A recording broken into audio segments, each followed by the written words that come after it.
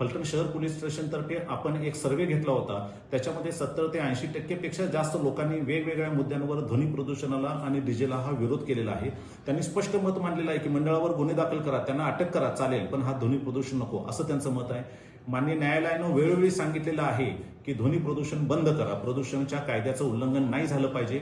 यावेळी आमचं पोलीस प्रशासन पण खूप पाठीशी आहे। माननीय वरिष्ठ अधिकाऱ्यांनी क्लिअर कट सांगितले की ध्वनी प्रदूषणाचं उल्लंघन झालं तर गुन्हे दाखल झालेच पाहिजे, त्यामुळे यावर्षी गुन्हे दाखल होतील। थोडक्यात काय, ध्वनी प्रदूषण होतं त्यामुळे सर्वजण विरोधात आहे। जर मंडळाच्या सोबत जर कोण असेल तर मंडळाच्या स्पीकर समोर नाचणारी, जोपर्यंत स्पीकर चालू आहे तोपर्यंतच असलेले 50-60 मुलं, त्याच्यापेक्षा कोणीही नसतं। गणपती विसर्जन करताना सुद्धा ती नाचणारी जी मुलं आहेत त्या नाचणाऱ्यांपैकी मुलांपैकी कोणीही नसतं। मग सामान्य लोकांकडून येणारा पैसा हा आपण कुणासाठी खर्च करतो हे बाकी मंडळांनी लक्षात घेणं आवश्यक आहे।